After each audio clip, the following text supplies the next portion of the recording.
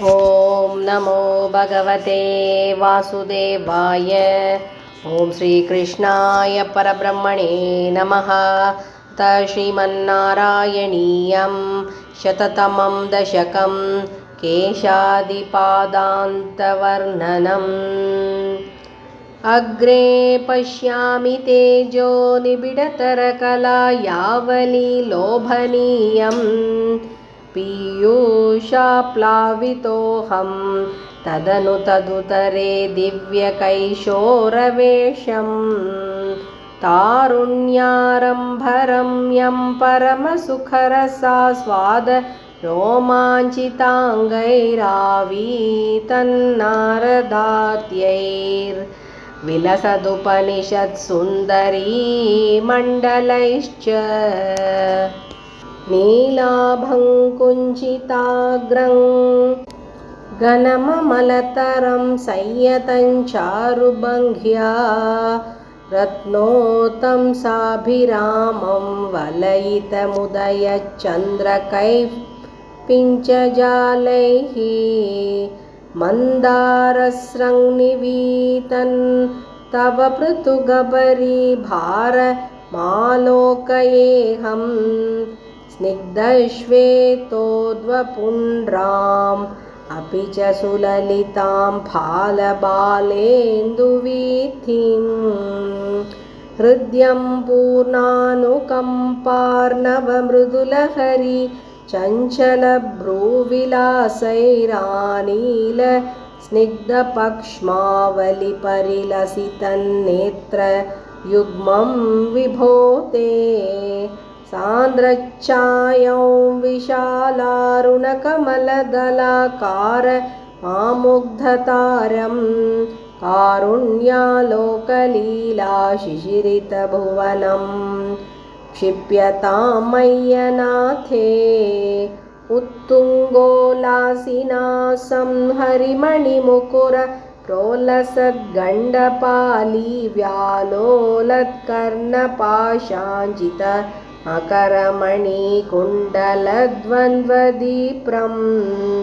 उन्मीलद्वन्द्वपङ्क्ते स्फुरदरुणतरश्चाय बिम्बाधरान्तः।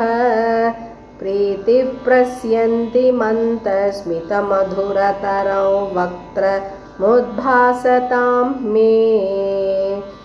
बाहुद्वन्द्वेन रत्नोज्ज्वलवलयभृता शोणपाणिप्रवालेनोपातां वेणुनालीं प्रसृतनखमयूखाङ्गुलीसङ्गसारां कृत्वा वक्त्रारविन्दे सुमधुरविकसद्रागमुद्भाव्यमानैः शब्दब्रह्मामृतैस्त्वं शिशिरितभुवनैः सिञ्च मे कर्णवीथिम्।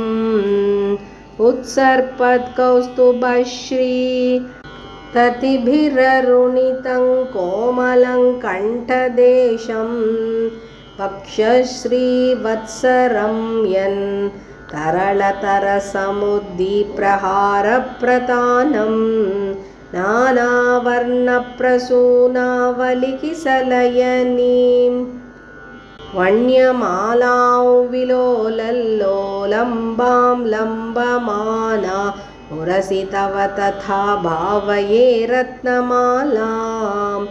अङ्गे पञ्चङ्गरागैरतिशयविकसत् सौरभाकृष्टलोकं लीनानेकत्रिलोकी विततिमपि कृशां बिभ्रतं मध्यवल्लीम्। शक्राश्मन्यस्ततप्तोज्ज्वलकनकनिभं पीतचेलन्दधानं ध्यायामो दीप्तरश्मिस्फुटमणिरशना किङ्किणीमण्डितं त्वाम्। ऊरू चारुतवोरू गणमसृणरुचौ चित्तचोरौ श्रमायाः विश्वक्षोभं विशङ्क्य। ध्रुवनिशमुभौ पीतचेलावृताङ्गौ आनम्रान् न्यसनधृतसमस्तार्थ पाली समुद्गच्छायं जानुद्वयं च क्रमपृतुलमनोज्ञे च जङ्गे निषेवे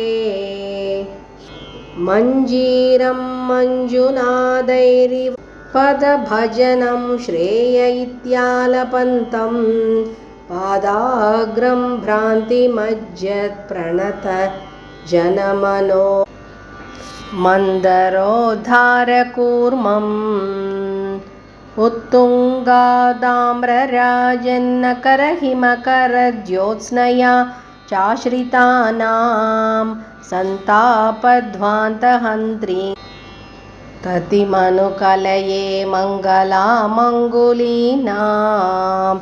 योगीन्द्राणां त्वदङ्गेष्वधिकसुमधुरं मुक्तिभाजां निवासो भक्तानां कामवर्षद्युतरुगिसलयन्नाथ ते पादमूलं नित्यं चित्तस्थितं मे पवनपुरपते कृष्णकारुण्यसिन्धो कृत्वा निःशेषतापान् प्रदिशतु परमानन्द सन्दोहलक्ष्मीम्